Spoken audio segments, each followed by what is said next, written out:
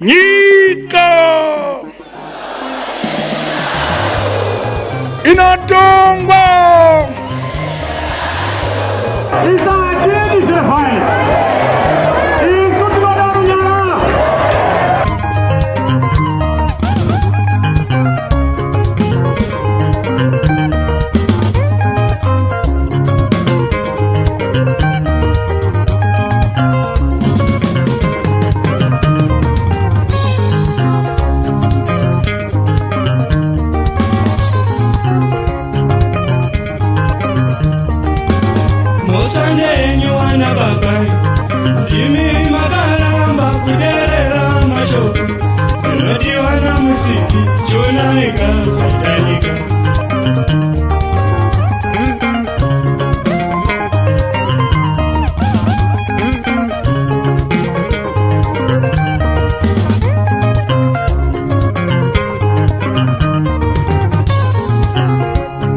on this, the free talk.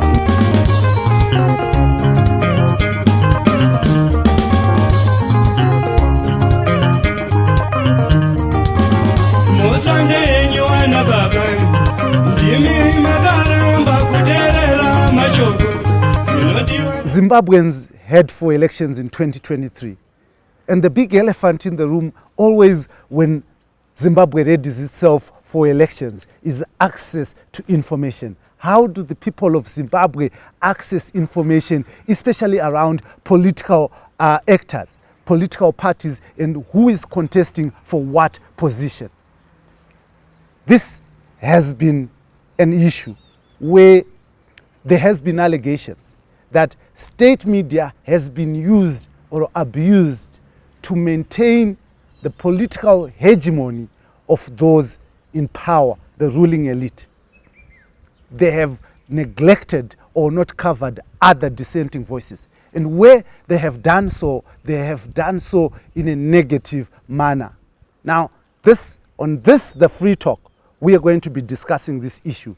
Is the media ready to cover the elections in a free and fair, factual manner ahead of the 2023 general elections? And my first guest on this program is the Permanent Secretary in the Ministry of Information, Nick Mangwana. And we're going to be discussing the Zimbabwean media, diversity, plurality, and fairness ahead of the general elections. Join me after this break.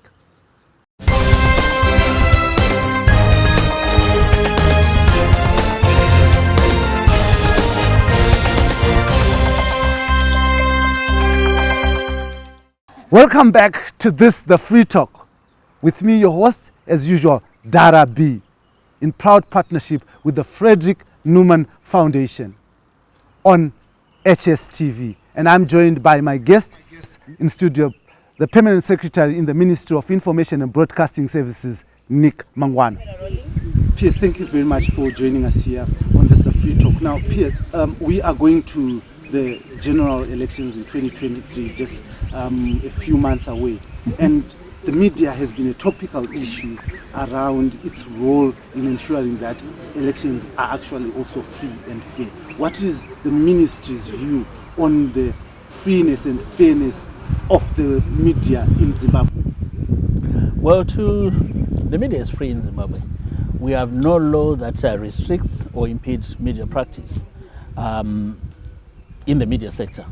We repealed IPA with the Freedom of Information Act, which gives the media the latitude to go and ask, inquire, and retrieve information as they wish. Not only the media, but the public in general. We have freed the media space. There's actually plurality in the space, and diversity as well. So we believe that 2023 elections will be a bit different because obviously of the robustness of the media sector itself. Some would argue that you talk about plurality, but there's no diversity because most of the people especially who are given TV licenses and stuff like that, appear to be coming from one page. What would be? I'm not sure what that page is. There's a lot of diversity actually. I think the only thing people can complain about is certain person whom they wanted to get a media license or a broadcasting license didn't get it. But other than that, there's actually a lot of diversity in the sector.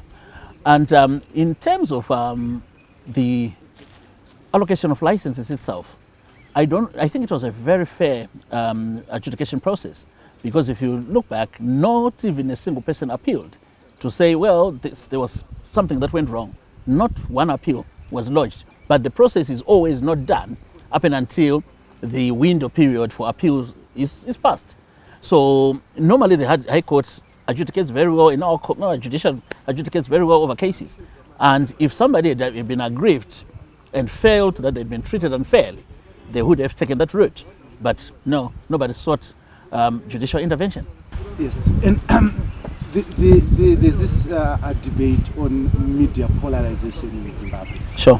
And on that polarity, government or the ruling ZANU-PF is actually the one that is blamed so much for trying to control, especially state media. How do you plead on that? Well, that is nonsense anyway. I'm talking to you right now. You are from the independent or the private media. If we were playing part as government in polarization, we wouldn't be talking to you. We would go to the friendly, stables.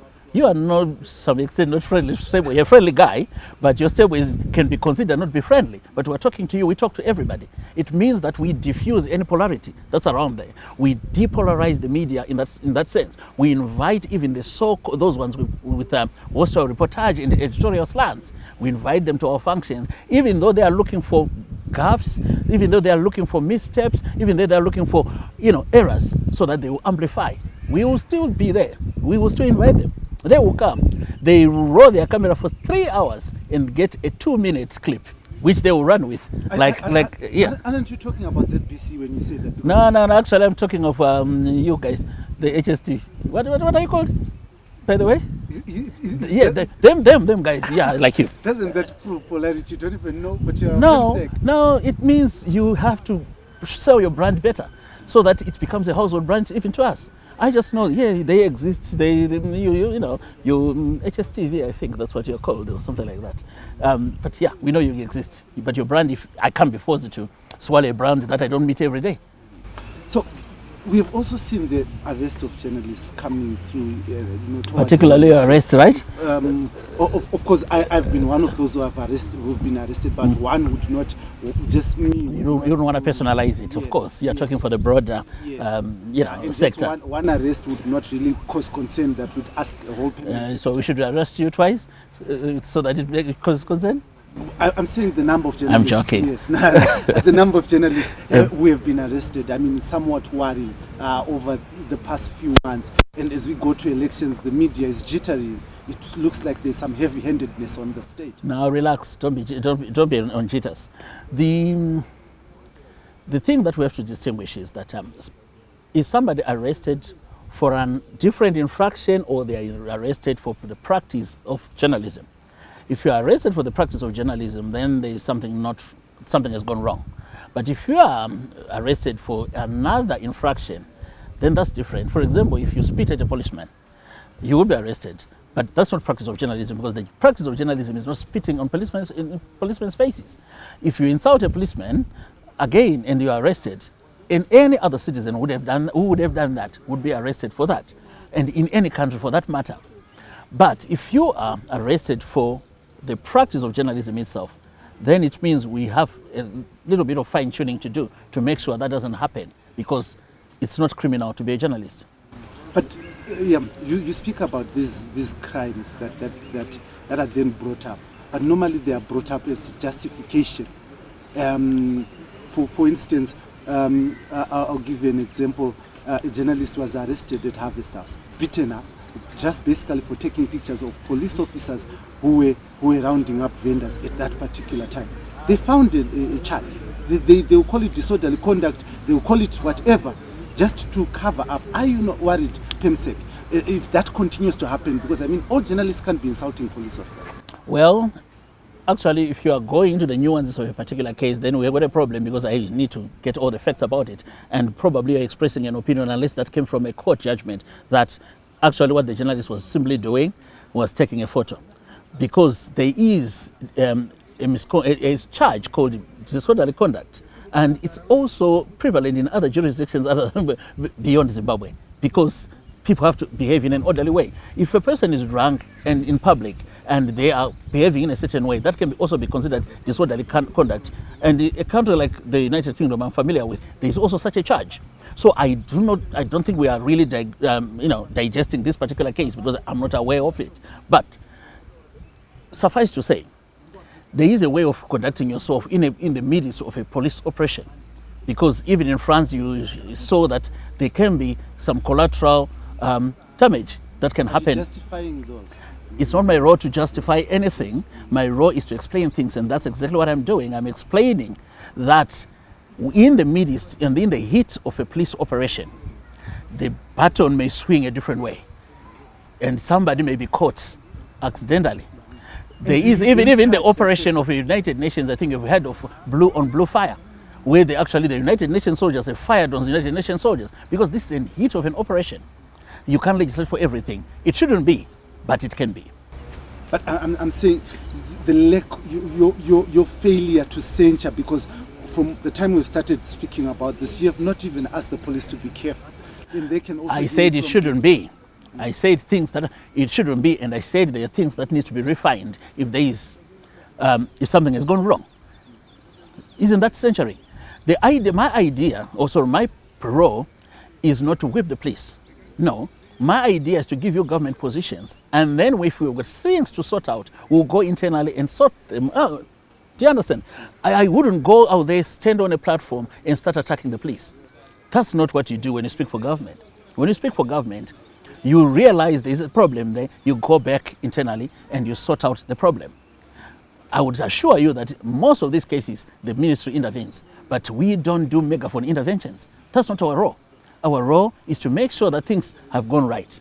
So, and whenever you see certain behaviors being curtailed in the future, it's because government through the ministry has intervened. Let us talk about the media practitioners bill, which is the ministry and our minister of information, Monica Mchangwa, is actually tabling with editors as we speak. What do we hope to achieve from that, especially as we go into elections? Well, it's the professionalization of the sector itself. You see, when you talk about nurses, they are considered as professionals, and there is a professional code of conduct, ethics, which covers everybody who is in that profession, doctors, lawyers, and so on. The media practitioner does not have an all-encompassing code of conduct. The ZMC is there to regulate from a social point of view, but there was a clamor for self-regulation, which unfortunately is not in the Constitution.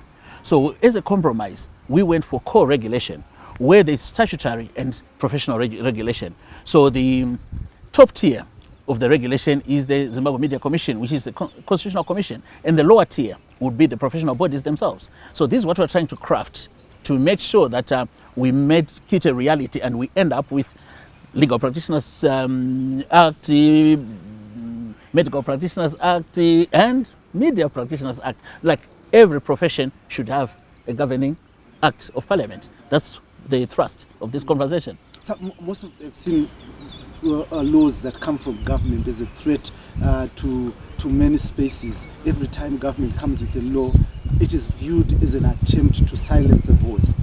Is the government that you speak for afraid or threatened by free speech in this country? Absolutely not. Do you realize that government is not pushing for this bill? This bill is being pushed for by the industry itself. We can go home and rest without this bill, without this law at all, because we've got the ZMC Act, but it's coming from the professionals themselves. That's why we are consulting. Government does not curtail free speech. No, you are allowed to. I mean, if government curtails free speech, blessed, you wouldn't be moving around, because your speech is unrestrained, uncouth sometimes, and uncensored, self-censored. And self-censored. Of course, we shouldn't self-censor, but we have to put on our own parameters to say, can I really say this about this person or not? So, you are an example of our pedigree as promoters of free speech. Amazing, epitome of free speech myself. I'm humbled. But I mean, PEMSEC, as we go, what is your assurance to the people of Zimbabwe? Maybe before I come to that, I want to hear your view in terms of professionalism and ethical conduct of journalists in Zimbabwe. How would you rate it, and where are your concerns? Well, the tabloidization of the profession, the sensationalization of news can be a concern, because now we have media houses that are competing with proper professional peddlers of fake news. So there is just an element of something that has been said, and it's twisted, it's burnt, it's sometimes even broken to fit a certain narrative, which makes it actually qualified to be called fake news. So, and fake news is making people money to an extent that even the professional news outlets are bending backwards in order to sensationalize issues. That's a concern. People are not being given the right to reply. Even if they reply, they are given that right. They are also, you know, the story has already been written. So whatever they are going to say is not going to change the thrust of the story. I think that's fair. That's quite unfair, because it's not truth seeking. It's agenda setting, which people have the right to do, but that's a concern. You have you know, as government, you are a major shareholder at ZIM Papers, and it's funded by taxpayers. And those things that you have raised as a major concern have been raised by the people against. Are you doing something to correct those concerns? As far as I know, when I checked the VMCZ's report from last year, there were 2 complaints against the whole ZIM Papers table, and both of them were ruled against. So I think that speaks to their professionalism, because 2 complaints which were both considered vexatious and frivolous. Come on, they're doing well. They have not been sued, as far as I know. There has not been any professional complaint to the Voluntary Media Council.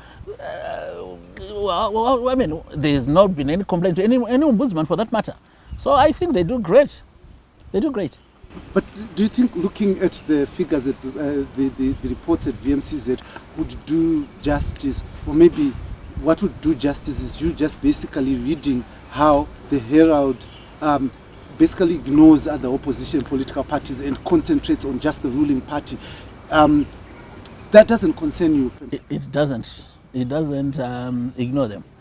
I think if I open any paper any day, I'll find names of opposition people in there. So I don't think it ignores them. It publishes them.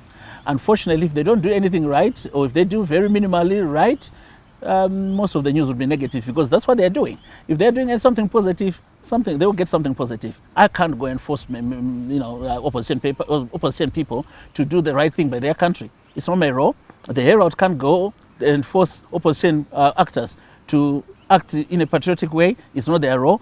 But if they act unpatriotically, they will be reported as such. And it's the Herald that decides which one is patriotic, which one's unpatriotic. Every newspaper, every news outlet has got its own editorial policy. If they are part of their editorial policy is to promote patriotism, yes, if somebody is not meeting their definition of patriotism, they will report on it. That's called free speech. That's called free media. Amazing. Now to the last question I was asking you. As we go to elections, sure. What would you assure the people of Zimbabwe and the media as government? Is the media space going to be free? Absolutely. Are journalists going to be protected? Absolutely. And the people's right to access unmolested information, is it going to be protected? Guaranteed. Guaranteed. Absolutely. Thank you very much, PEMSEC, for giving us this opportunity. Thanks for having me, Blessed. Beautiful. Cheers.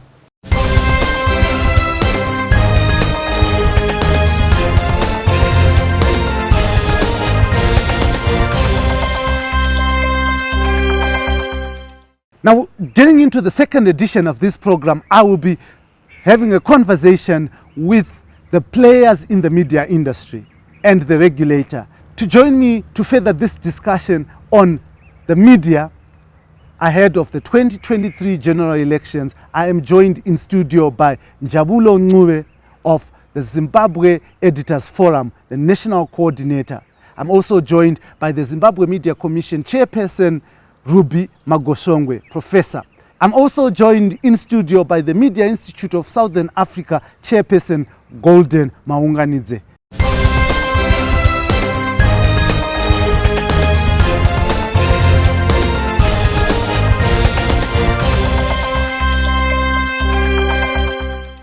Welcome to this, the Free Talk, in proud partnership with the Frederick Newman Foundation.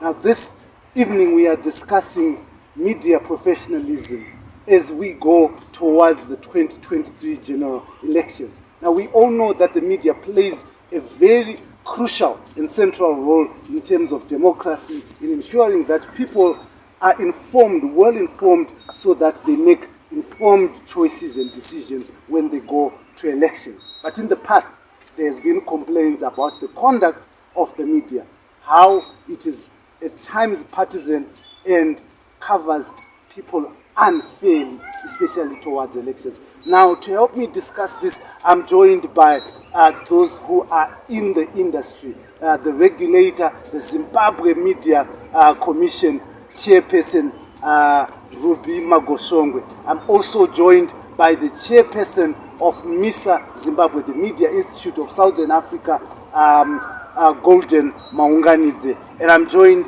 by the Zimbabwe Editors Forum National Coordinator, Njabulo Ncube. So we're going to be discussing the role of journalism towards elections and the state of the media as it stands. Now, thank you very much and welcome on set.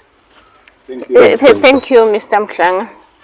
Now, I'll just start with you as the editor.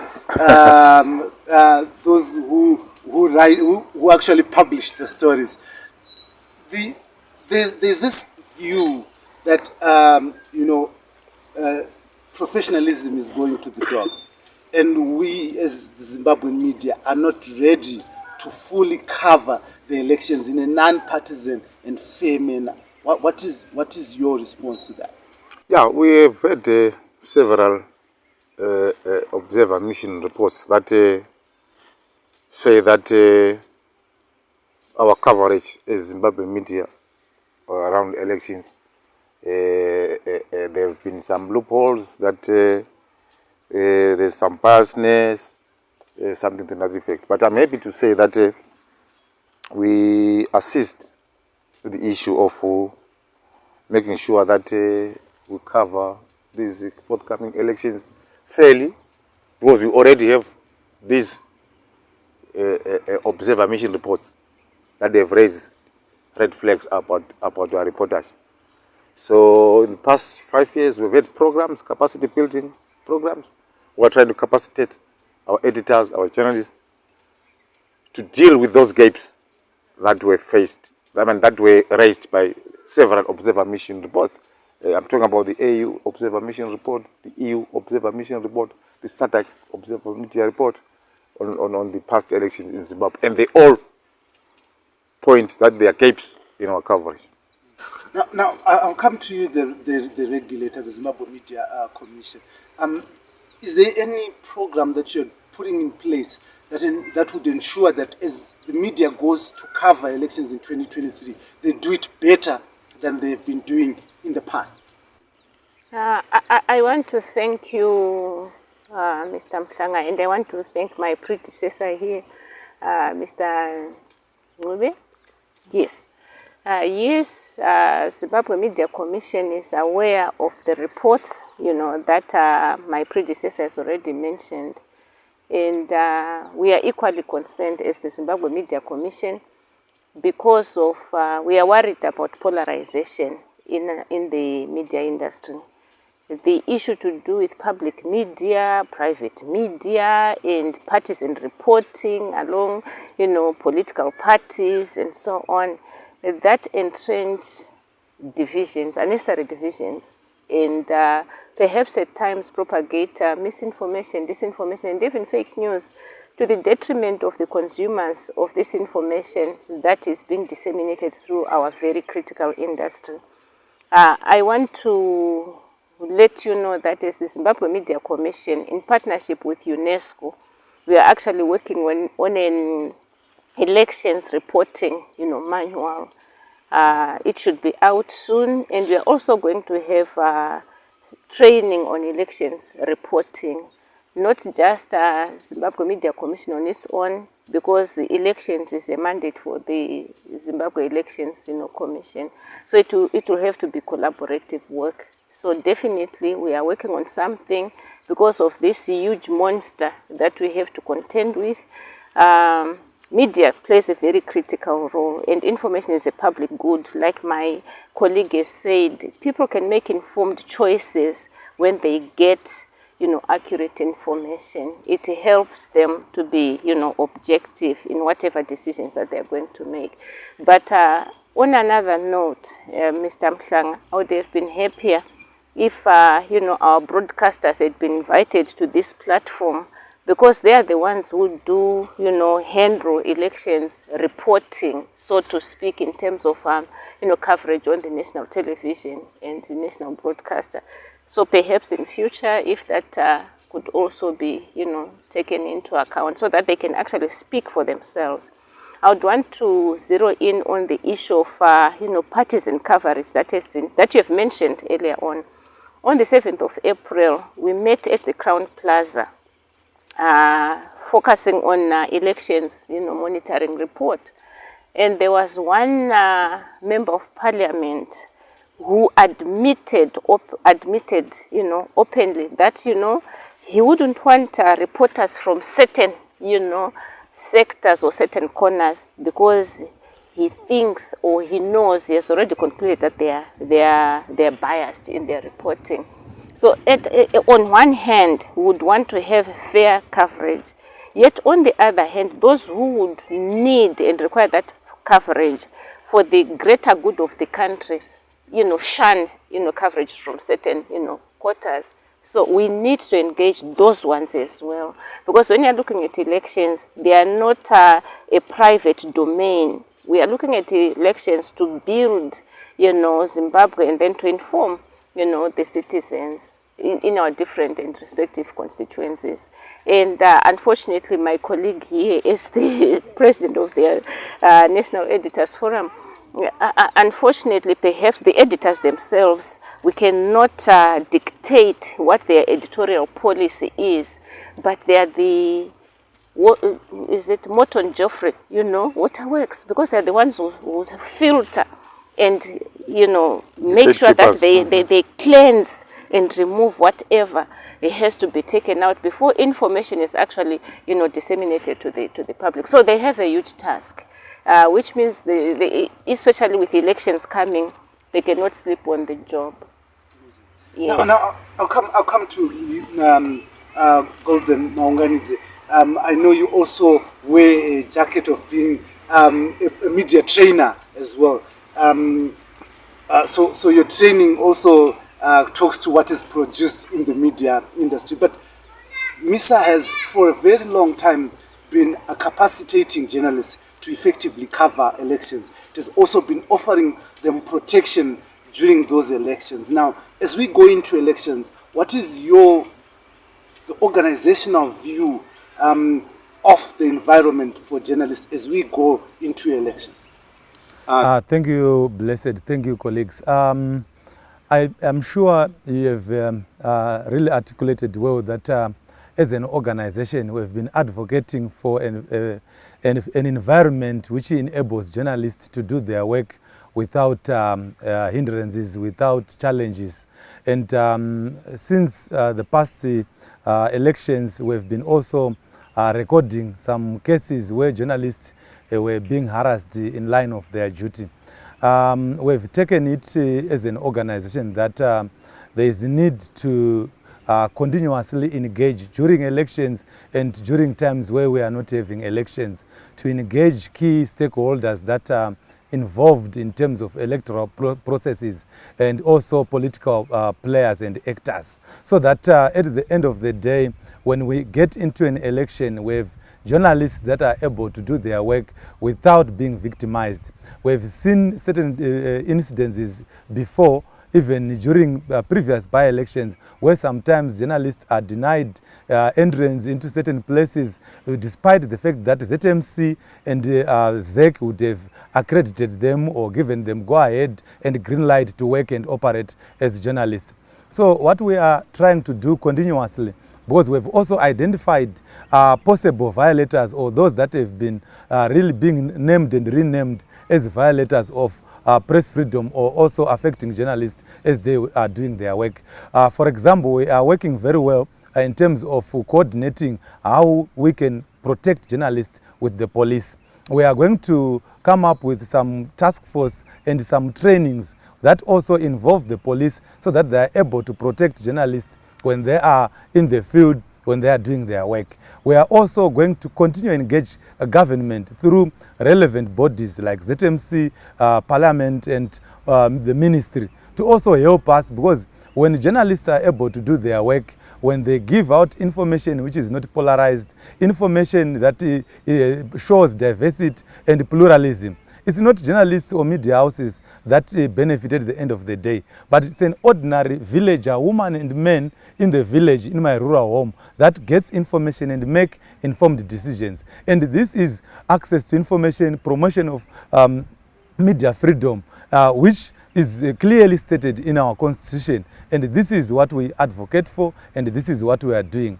You've talked about my other head as a trainer, although I'm not speaking on behalf of my institution, but generally, I think when people have been trained, there's always need for refresher courses, there's always need for continuous training. You don't end even in Shona, say, things evolve, things change. The last election of 2018 is obviously different from the next election of 2023 in terms of many aspects. And I'm happy when colleagues, especially from the government, say we are going to have some training programs, and ZANU-PF has also said that. We are also saying that. So probably there is also need for some kind of coordination so that there is the kind of content, the kind of training that we do together will actually help journalists in their own areas, not just concentrating on those that stay in capital cities, in Bulawayo, in Harare. We have journalists everywhere nowadays. Let's try to see how far and wide we go to involve our colleagues that are going to be reporting on elections. Remember, some newsrooms are not big. They don't have political or election desks. Everyone reports the things that are there. So we also need to look at them, community newspapers, small organizations, how we can capacitate from the editors themselves, sometimes including the publishers, to have a clear understanding of what needs to be done and also what needs to be done to protect our practitioners so that they don't cross some boundaries when they are also doing their coverages. And also safety and security, to know when to retreat and when to advance. And also, the other thing, Blessed, is also to continue lobby with political parties, to shy away from trying to involve or to bribe publishers, media owners, so that journalists remain journalists doing their work, not political actors, not political activists, so that way we continue to do our work. So as you're speaking about your head as a trainer, I just looked behind the camera and I saw one of your students here. And I'm very happy to see him. Actually, it shows we have people that are practicing from our institution, which is Great Zimbabwe University. Thank you for that. Amazing. But you spoke about other, political players refusing journalists, even though they have been accredited entry. Now, some have said that they do so because some of our profession, from our profession, have been acting as commissariat journalists. And when they see a journalist entering, maybe it's a political rally, they don't see a journalist, they actually see an opponent because they behave as such. What are you doing to deal with those things? Because these are things that are at the heart of the profession. Yeah, Blessed, I think Mr. Njabulo, probably you can help me there. But you may agree with me that we have statistics of journalists that tried their luck in politics in the previous elections as candidates for various political parties. They campaign for political A, they lose because they are not in this game for a long time like those that have been practicing politics. They lose the elections, they come back in the newsroom again and continue to report. So that is a challenge, and we need to help and make sure that probably if I decide to join politics, probably this should be my departure from the media industry and go and start politics. If it fails, maybe I try farming or other things. So that at the end of the day, if I join a political party as a candidate and come back and want to interview you as a journalist, then it confuses key stakeholders, not only politicians, but even stakeholders like our listeners, our readers, our audience. They get confused. And this is why we are saying at this moment, I'm happy with Professor Magosongo from ZMC. We need to professionalize and come up with a professional board to deal with errant colleagues in our industry. That when you campaign, put on a political party regalia, you are now disqualified, you are no longer one of us, you are now there. And we cover you, we give you coverage, and we respect you, because we also want some of our journalists to graduate, come into government, and become ministers. That is very good. But once you decide to join politics and leave the profession. Jabulo, when he was speaking, the Mr. Chairperson was speaking, he said they're also training journalists to know when to advance and when to retreat. He speaks as if journalism is such a hard-hit area in Zimbabwe. Is it? Far from it, but I think he's speaking from experience. Because we have had journalists being caught in the crossfire while covering political rallies. I'm happy that he's mentioning the issue of, you mentioned the issue of journalists acting as political commissars of certain political parties. I've said it before and I'll say it again, that if you decide to go for the jugular, if you decide to go and throw your head into the political arena, you have no space in the newsroom. Immediately resign. If you lose, don't come back in the newsroom. Go on sabbatical. We might accept you after 5 years, because it tarnishes the practice of journalism in Zimbabwe. I've had incidents where, Professor, journalists are seen on national television wearing two hats, wearing regalia of political parties. It's very dangerous. We had an incident of a journalist from the private media that was given a lift by a politician, and they had an accident. They were found by the political opponents of the politician. Naturally, the journalist was attacked as an opponent. Because he was in a politician's car going to Iran. So those things are what the various observer mission reports that I mentioned have mentioned those things. So we need to cleansen our journalism. Thank you. But I want to come to the regulator. Does it not take away certain rights as enshrined by the Constitution of a journalist who tried their luck in politics and then they come back into the newsroom? I mean, at the constitutional level, does that not take away their rights? Thank you, Mr. Mhlanga. It's not even at a professional level.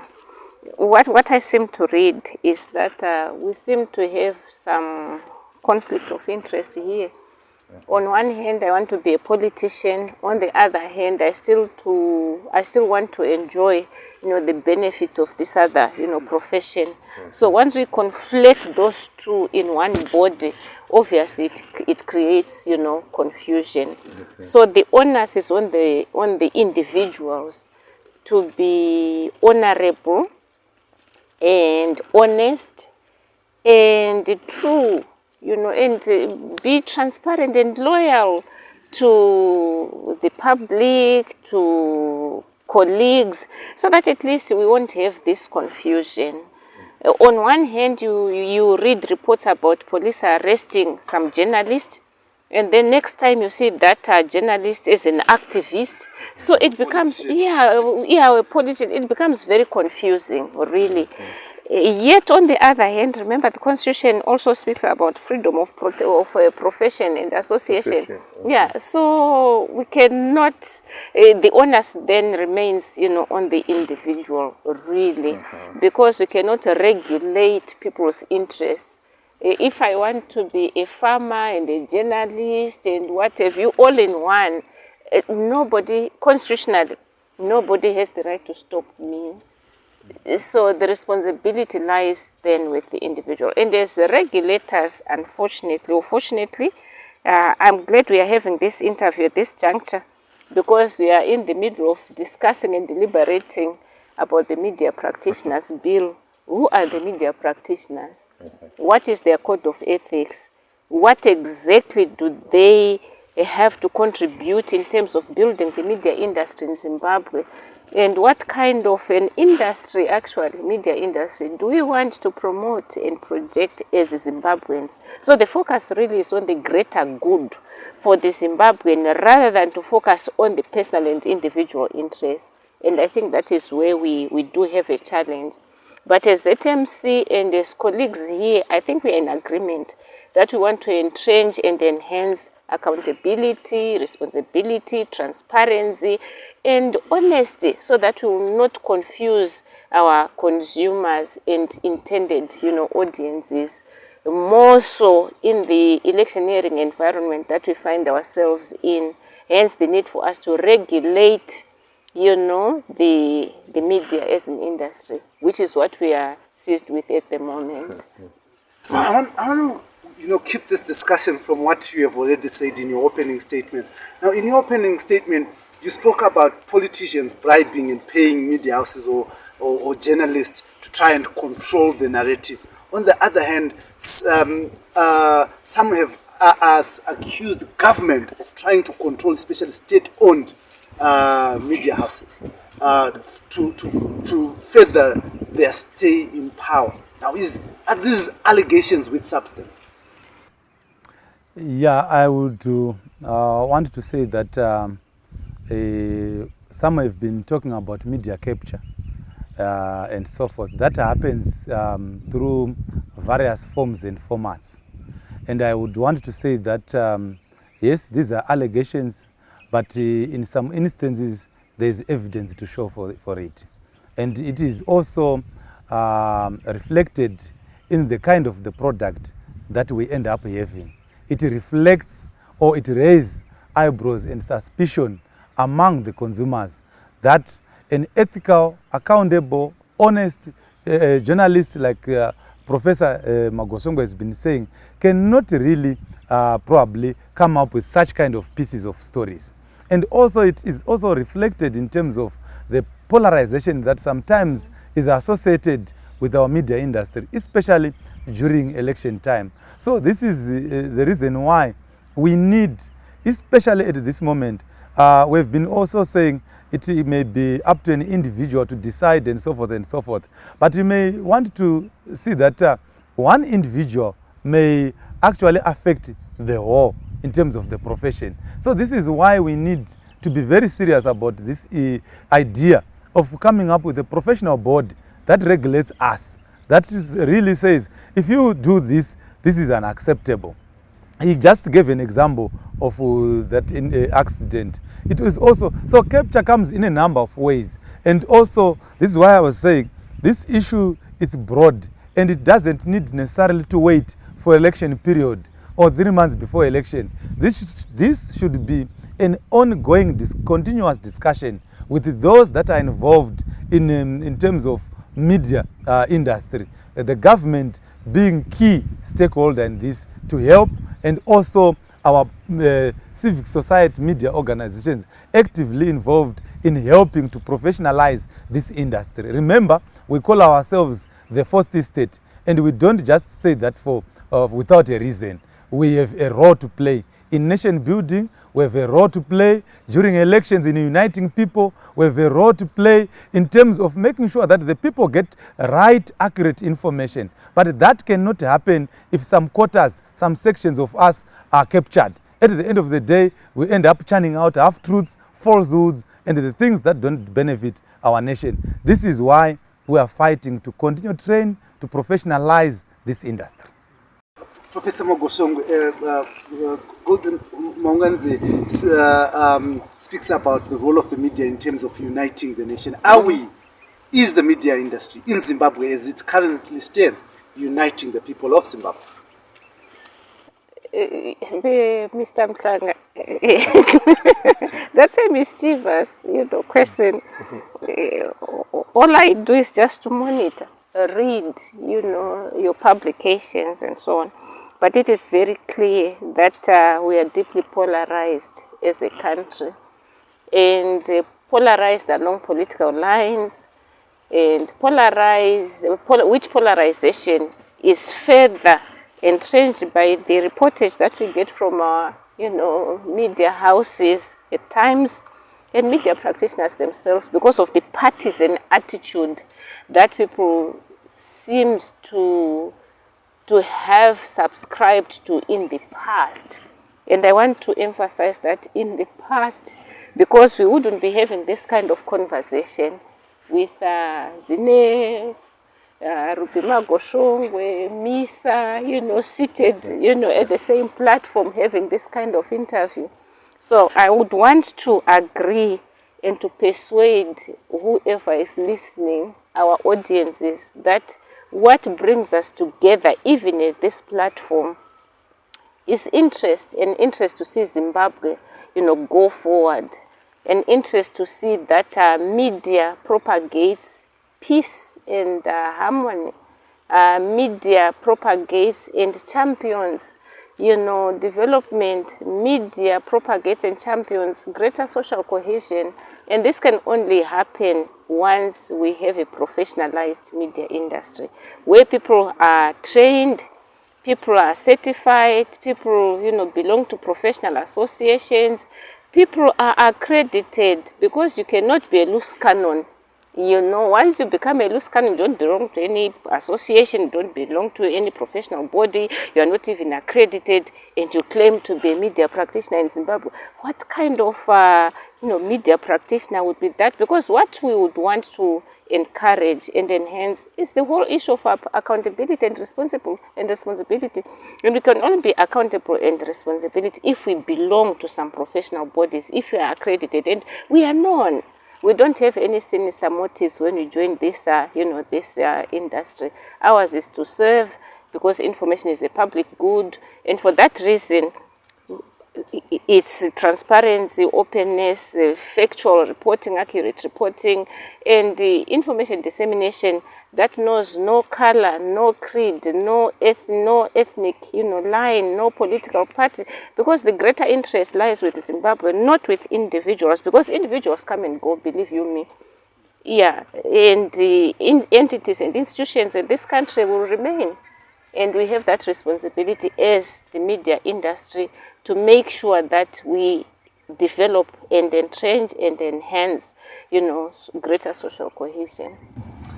Earlier on, Jabulo, I sat just right here with the Permanent Secretary in the Ministry of Information, and he said that the media industry in Zimbabwe is diverse. There is diverse voices even in broadcast as they issued the licenses. I seemed to disagree with him, but I want to hear from you. Do you think as we go into these elections, we are going to be having, especially on the broadcast side, a more diverse voice? Yeah, with the developments in ICT, I'm seeing a lot of online radio and television stations like yourself and others. So diversity, yes. Maybe we'll ask the pluralism. That's another question. But we have now a number of platforms that are available. We might maybe want to ask, are they independent? Are they impartial? It's another question another day. But certainly, you are the editor, so talk to us about it, because I don't want to have a program that raises questions. I want you to answer the question. as I'm answering the question, I'm actually putting it clearly to you that there are a number of platforms that are there. But the issue now, do we have plurality, Professor? Do we have diversity? The test of the pudding is in the eating. He's trying to be very smart. The taste of the pudding is in the eating. But we have one challenge, blessed, if I may come in, if I may just, please. Jump in. We are focusing mainly on urban, reportage. So many communities are left in the dark in terms of access, to information. Of course, community radios are coming in to plug, that gap. But with power outages, issues to do with solar, even the cost, not only that, manpower running or manning, those are community radio stations and so on.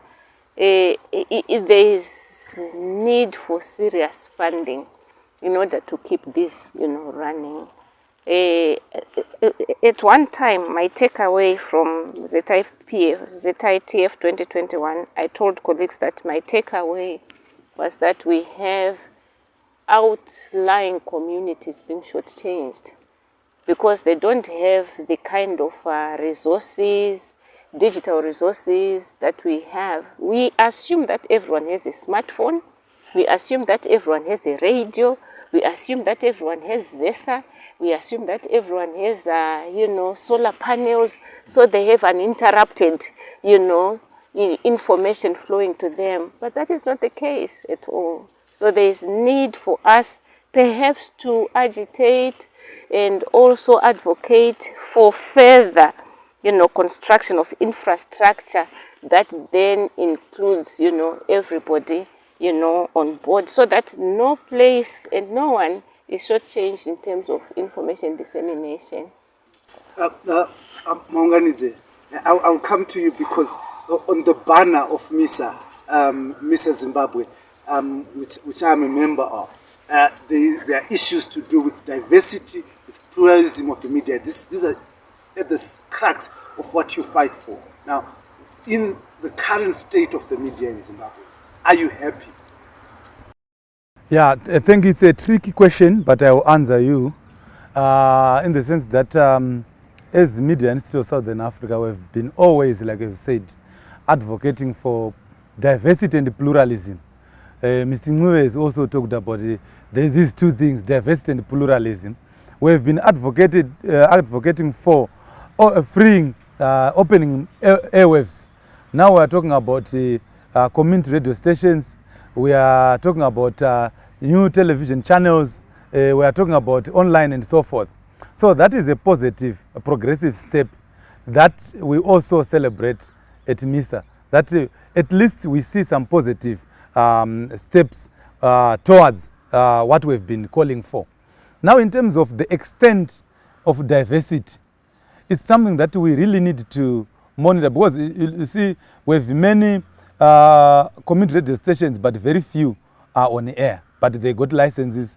We really need to sit down and also continue to advocate and talk with one voice and engage and lobby the government to help to let these organizations truly represent the people that they are meant to serve. Professor is talking about shortchanging some communities. We wouldn't want to have a community radio that speaks in maybe, for example, Avusheni in Chiredzi, but it continues to serve the interest of the few minority elite individuals that stay in Chiredzi Eben. because we need diversity, not just plurality. So as MISA, we continue to advocate for diversity, we continue to advocate for pluralism in the sector, and we continue to monitor to see whether this is really relevant at this day and moment. So this is what we are still continuously monitoring. It's never enough in terms of diversity. We have too many diversified audience that still need to be serviced. When we talk about community radios, for example, it's not just for the people in the rural areas. We have special groups, special communities within urban communities who also need some kind of their attention. So yes, we are happy that the government has accepted and seen the need to open airwaves to more television channels and so forth. But let's move together to say there should be pluralism, there should be diversity, and let's continue to improve our media sector. Amazing. I know that I've taken you from a very important task that you are busy doing, discussing the Media Practitioners Bill with the view that we improve professionalism, and this is in partnership with the Ministry of Information, with MISA Zimbabwe, Media Alliance of Zimbabwe, ZANU-PF, and other players that are in the media industry. So what I'll do is I'll just ask you from the respective denominations or representations that you come, your commitment to the reading public of Zimbabwe, to those who rely on the media to make their decisions, your commitment as we go to 2023 general elections. What role are we going to play to ensure that the people of Zimbabwe are exposed to unmolested information? I'll start with you, the editors, who, as Professor Mogosongwe says, you are the Morton Jeffrey, the filter of information. Yeah, this is a very interesting period we are getting into, and hopefully my colleagues will measure up to expectations in providing the necessary information that will allow citizens to make informed decisions. But I'm aware that so far the media has played its part in raising awareness around voter registration, voter education. I'm looking forward to them now critiquing the contestants to say, you promised us this, you gave us this, so that the citizens make an informed decision. So far, I'm happy with what the mainstream media is doing in doing development and community journalism. Amazing. Thank you very much. I'll come to you, Professor Mogosa.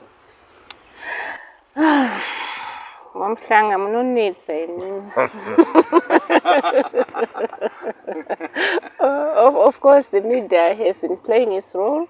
My only concern, I seem to be looking at the leeward side, almost all the time. We would want to dissuade and discourage our media players, media practitioners, not to cover hate speech. Because once somebody, I gave this example the other day. I said, if I were to go to Boris Johnson today, former Prime Minister of the UK, and say, your mother's mother, he would say, what's wrong with my mother's mother? My mother's mother, that's my granny. Oh, she's so sweet, But then if I were to go to Mr. Maunganizi or Mr. Nube and say, Maiwa, the cultural space doesn't permit, usage of such language. So our practitioners need to be mindful of the cultural space that we are operating in as Zimbabweans. Much as we may want to emulate, practices from other, corners of the world, other corners of the globe. Yes, we talk about best practices, but I would want to urge, so to speak, our practitioners to be sensitive to the way they package, their stories, the idioms they use, Does this not propagate and entrench hate speech, name calling, you name it, against, the constitutional provisions that we have in Section 61 of the Constitution? So there's need for us to be mindful, all the time. And then the issue of partisan, reporting, unfortunately, when reportage is made, we seem to be oblivious to the fact that it's not going to touch just my opponent. It's going to affect the whole community. So the whole issue to cleanse and to detoxify the Zimbabwean media environment rests with the practitioners themselves, more so in this electioneering period. We actually rely on the practitioners themselves to desist from hate speech and name calling and other, kind of packaging that will further, polarize, society. That's my special plea. But of course, I've mentioned earlier on that is Zimbabwe Media Commission in conjunction and collaboration with UNESCO. We are working on that, elections reporting manual, and we are also going to have training sections on elections reporting in collaboration with ZEC and other, media stakeholders, so that at least we try and sanitize the electoral environment for the greater good of our country and our people. Thank you. I'll come to you. Thank you. In brief, what we continue to do is to lobby relevant stakeholders to make sure that journalists operate in a free and safe environment during elections where they are able to do their work without lots of challenges. We continue to promote access to information so that the generality of Zimbabweans are able to get information which will help them to make informed decisions. We lobby to have a media industry that is an ideal, a model that should probably be used as a model in the region and even beyond, where, like I've already said, coming up with the journalists that know what they are supposed to be doing, coming up with the relevant stakeholders that they know what they should be doing and do it. And this is what we continue to do as we lobby necessary and relevant offices. Thank you. Amazing. Thank you. No, finally, before you say thank you, let the journalists themselves, the practitioners themselves, also register. Are they registered voters themselves? That's something that is very critical. You see somebody, reporting on elections, but they're not even registered. They have not even gone to any, polling station to cast their own vote. So they weep more than the bereaved, if I may use that expression from Chinua Achebe. Let them, also make their own contribution and critique a system that they are party to, rather than be outsiders, waiting to castigate others when they themselves are not even conversant with the processes themselves. I'm happy that the professor is mentioning the right to vote for journalists. I just want to put on record that we have written to the Zimbabwe Electoral Commission to say that can you allow our journalists to vote earlier so that when they are posted to various locations around the country, they are able to do their work. What we have recorded before is that because of the nature of the job, most of our journalists have not been able to vote because they will be operating away from their wards. So we've put it formally to the authorities to say, can you consider a postal vote for our journalists? Amazing. Now, I just want to thank my panelists for this amazing discussion. Now, the idea is to build this nation, is to make it a better place for everyone. And for people to be able to do that, they need to have access to information that is factual, truthful, and fair. And the emergence or the build-up of all these organizations in their form, MISA Zimbabwe, Zimbabwe Media Commission, ZANU-PF, is all to try and say the profession is that important, and it should be used as a tool for national development instead of destroying this nation. Journalists what they write, the work that they do, is not to benefit themselves. It is to benefit and build the nation. This is why some say, where there's a vibrant media, where there's a truthful media, there can be a drought, but not a famine. This is where we are pushing for. This is the Free Talk in partnership with the Frederick Newman Foundation. And me, your host as usual, and always, Dara Blessed Mhlanga. Thank you very much for joining us. Thank you very much to my panelists. I will list you to the most important work that you're doing here at Kadoma, in Kadoma, to be able to change the discourse of the media industry and how journalists conduct themselves in a professional and ethical manner. But before we go, I'll just allow you an opportunity to meet your student, one of our best camera persons at Heart and Soul TV and Radio. Adrian, you can come through and meet your lecturer. and also meet the committed young journalist. And I'm hoping that he's learning from you. No, I want to say to thank you and also your employer for giving our students an opportunity to have hands-on practice so that they are able to continue to practice. You see, this is the future of journalism in Zimbabwe and even beyond. And when you catch them at this stage, we are very happy as trainers, as MISA, as the media industry, because they are actually doing the work and they learn from the best. So thank you very much, and thank you for being a shining star. Thank you. And well done. Thanks, Papa. Thank you. All right, thanks. Thank you.